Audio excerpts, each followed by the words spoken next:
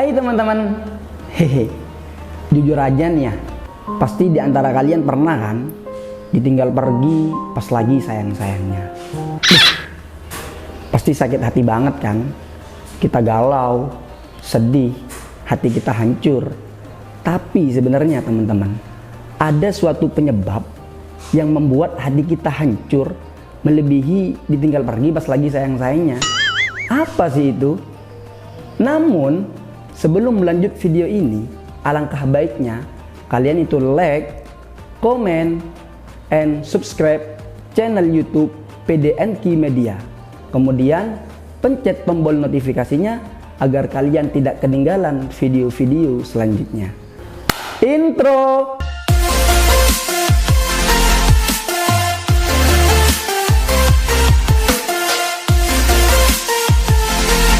Assalamualaikum warahmatullahi wabarakatuh. Apa sih sesuatu penyebab yang membuat hati kita hancur melebihi ditinggal pergi pas lagi sayang-sayangnya?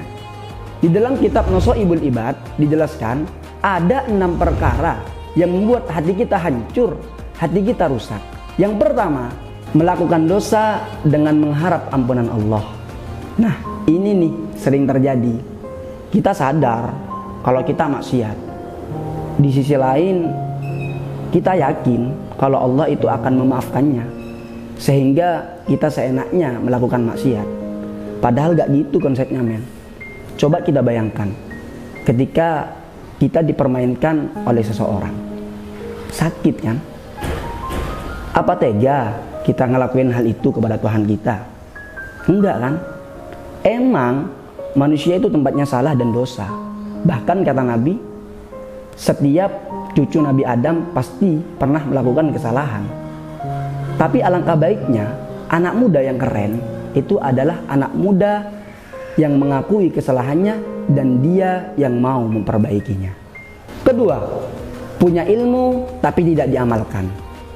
Bagi kalian yang punya ilmu, ayolah amalkan ilmu kalian. Karena di luar sana kalian itu dibutuhkan. Dengan apa lagi kalian merubah dunia kalau bukan dengan mengamalkannya? Jangan dipendam kalau punya ilmu. Gak usah disimpan-simpan kalau punya ilmu. Takut basi. Lupa bukan makanannya. Hehe. Yang ketiga, apa tuh? Beramal tapi tidak ikhlas. Berbicara tentang ikhlas itu berat, teman-teman. Kita harus melatih hati kita, ngelakuin amal melalui hal-hal yang kecil dulu. Contoh, kita bersedekah 100.000. Kita gak ikhlas. Kenapa? Karena berharga bagi kita.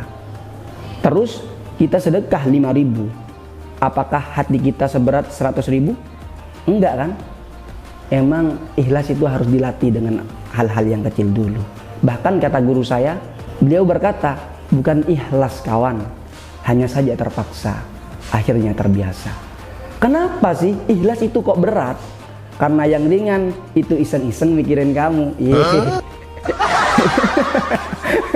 Skip, bercanda teman-teman. Yang keempat, makan rezeki dari Allah tapi tidak mensyukuri. Kamu tidak akan bahagia. Sebenarnya bahagia itu sederhana, teman-teman.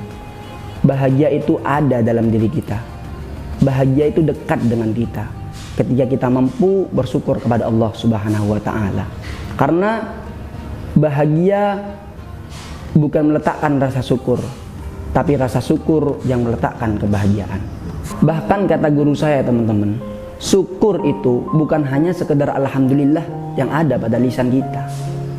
Karena alhamdulillah yang ada pada lisan kita itu hanya dorongan kepada hati kita, teman-teman. Tapi sebenarnya hakikat syukur yang sesungguhnya, kita itu menikmati syukur atas nikmat Allah dan kita beribadah kepadanya. Dan beribadah kepada Allah itu macam-macam, teman-teman. Melakukan sholat fardu, yang mempunyai istri, memberikan nafkah kepada istrinya, dan macam-macam lah pokoknya ibadah itu. Yang kelima, tidak ridho dengan ketetapan Allah. Ini sudah banyak terjadi, teman-teman.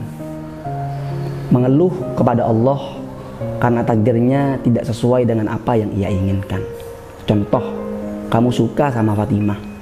Dari saking sukanya kamu sama Fatimah, kamu pengen banget berjodoh sama Fatimah. Tapi sayangnya Allah berkehendak lain. Apa yang terjadi? Mengeluh kepada Allah. Ya Allah, kenapa sih kau gak jodoh sama aku? Padahal dia yang terbaik buat aku. Dia perhatian, cantik, manis, pokok segalanya lah bagi aku. Ini sudah banyak terjadi teman-teman. Tapi cara kamu itu salah. Karena Allah itu tahu tentang apa yang terbaik buat hambanya. Intinya husnudzonlah kepada Allah Subhanahu wa Ta'ala. Mungkin dia bukan yang terbaik buat kamu, hanya saja kamu merasa nyaman bersamanya. Dan Allah tidak suka dengan hamba yang mengeluh.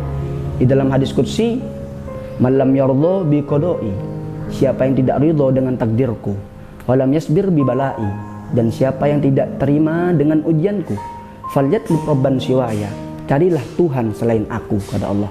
Adakah Tuhan selain Allah? La ilaha illallah. Tidak ada cara lain kecuali kita ridho, ikhlas, terima ketetapan Allah, dan selalu berhusnudzon kepada Allah. Yang keenam, apa tuh? Menguburkan orang mati tapi tidak sadar kalau dirinya akan mati.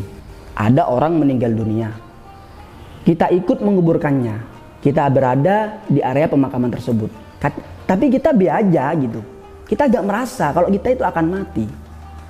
Padahal kematian itu adalah sebuah nasihat bagi kita, men. Kalau seseorang tidak ingat akan kematian, yang dipikirannya hanyalah dunia, dunia, dunia. Tapi semoga bukan kalian ya. Dan Allah kan juga berfirman kan, kullu nafsin dha'iqatul maut. Setiap yang bernyawa pasti akan mengalami yang namanya mati. Hidup di dunia ini gak selamanya, men. Yang kekal itu adalah kematian. Maka dari itu tanamkan dalam hati kita, men, kalau kita akan mati. Itulah beberapa penyebab rusaknya hati. Semoga bermanfaat.